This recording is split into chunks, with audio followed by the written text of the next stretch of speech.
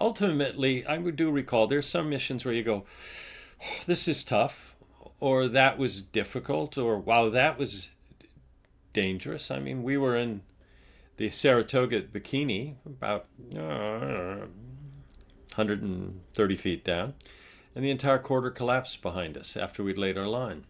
No way. You actually had it collapse on you while you were laying your line. Yeah. And so suddenly once again, it's San Francisco Bay. And it's like, okay, Master Sergeant Bowen, we just stopped. We went mast to mast. It was Fabio Amaral. He was the head of the bikini tourism dive stuff, and we were there. He was showing me what they'd done, and we were filming with Al Giddings for a special on Discovery in 1999. And it's like, okay. And what was that little? That's your that's your ass. Because it just. So you're okay. So you just take a deep breath. We went up because the entire overhead had collapsed. We couldn't. Debris completely blocked our way back into the aircraft hangar. We couldn't get out that way. So we went up into the next corridor and went out to it. But I knew from the plans, because you do your homework, right? Yeah. Went to the end of the corridor, and instead of a hatch here, there was a little leg, and you went up to another hatch, but it was still dogged. And it had been dogged since July of 1946. So we just took those big dive knives out and we beat on that rust and those dogs and then got it to go. And then I leaned up against the bulkhead and, those big military issue black rubber fins. Yeah. I kicked on that thing until it got ajar. And we were able, because we were wearing doubles, we were able to squeeze through and into the bomb elevator, which I knew the hatch on the deck was open.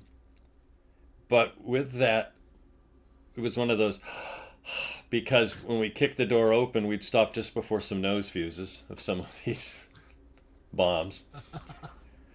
And so up and out. So yeah, there's stories like that usually that, divers like to tell to each other after. Yeah, that one would be pretty intense. I that is with my vision. I'm blind in my one eye, and I've got glaucoma in the other. So I decided when I started to get back into diving again, since I am now disabled, that I'm gonna take it easy and no penetration. Yeah, no. And I promised my wife ultimately, not after that immediately, but not to not to go into Rex anymore. Did that take a lot of? What was her reaction when she heard this story? It was better than the time when diving with the Russians on Titanic, the Mir 2 got stuck under the stern for a half hour or so. No way. Yeah. You so tell me more about this in the mirror.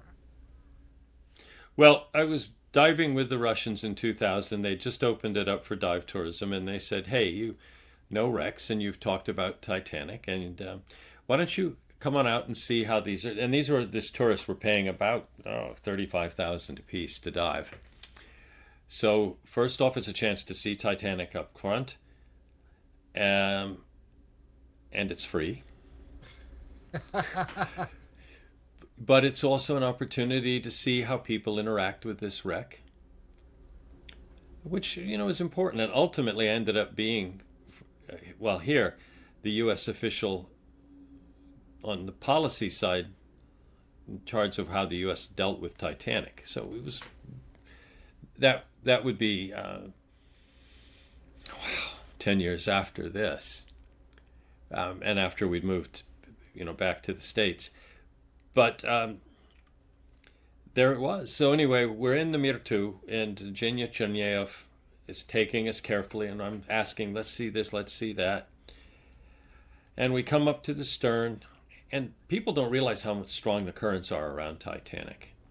That seabed can move, and these currents can just come around. So anyway, we were up and looking at the propellers, and all of a sudden, woof, and right under the hang of the stern on the port side, and it's like, okay. And Jenny's like, and the props are going, and there's sediment coming up, and you can hear this crunching.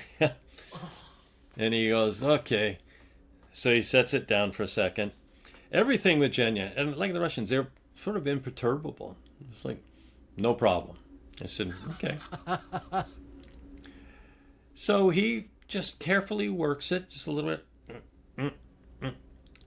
And after 20 minutes, I don't know, it seemed like an eternity, but it was probably 20 to 30 minutes, I think. He got us out. Wow. And we're like, oh, okay. He says, now where do you want to go? And I said, let's go around the other side of the stern and let's go into the engine room. Okay, no problem. And so off we go. And with that, it's open at the top. You've got the railings on the side. The deck is peeled back. So you're going into the engine room. The only way you can do it is between those two, like, 4-story high engines. So we're going in through it, and he's just very carefully driving us, no current. And we were some of the few. I asked him, I said, have you done this before? He said, when they were filming Titanic, we went in a bit with Ralph, and it got kind of rusty. I said, okay, have you done it since? He goes, no, but no problem. So in we go, and looking, and you just really had this sense, because levers are in certain places. I mean, it's damaged and crushed and torn open. But in some ways, it's still this place where these guys, these heroic engineers, stayed till the end to keep the lights on. And you think about that. Now, I looked over and it was like, oh, no way. Because hanging on a little wire hook on the railing was a metal teapot. Really? That these guys had. And it's, again, I think as an archaeologist, I'm always looking at things that speak to people. It's not just how the ship's built or how it died and broke apart. It's the human story. And so I looked at that and went, wow. And I flashed back to a scene in the 1958 film A Night to Remember. And whether they knew that teapot or not, or maybe that's just a feature of most British engine rooms, it's getting towards the end before the ship sinks. And the chief engineer's telling the guys, well, that's basically it.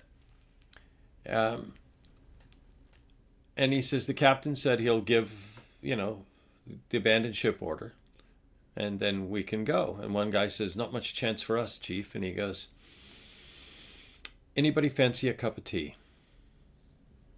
And I thought at the time, well, that's interesting cinematic, but who knows? Here's this teapot. Did something like that happen there? It doesn't matter exactly if it happened like that in the movie or not. The point is that for me it was a reminder of how brave those engineers were, and most of them died in that space that I was then floating in. And they may be gone, but the sense of them is not. And so... How many times have you been on the Titanic? 2 expeditions, 2000 and then in 2010, where we used robotic vehicles to completely map everything, the entire seabed, with the separate pieces, Titanic bow and stern, plus the field of scattered hull and machinery and everything that fell out of the ship. So those 2 missions. I was chief scientist for 2010.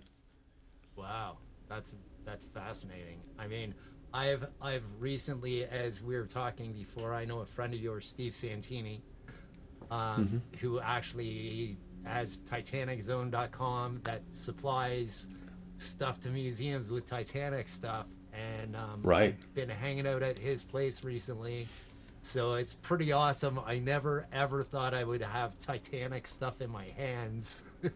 Yeah. And no.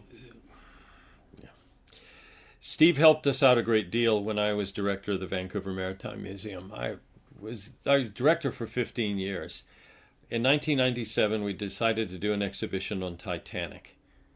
And of course, this had nothing that had come up from the wreck, but we had pieces that had floated up, that had been collected by Mackie Bennett, Minia, Montmagny, the other ships that had collected the bodies.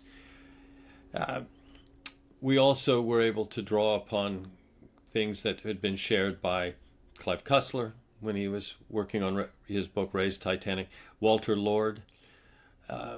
So it was basically a story of Titanic, the ship, Titanic, the wreck, Titanic as it had then become part of a pop culture, for better words, or a cultural icon. Steve helped us out, and I think one of the most powerful artifacts we had in the exhibit was a blouse, third class probably, that had been floating baggage. And this blouse, as I recall, had been altered for numerous wearers.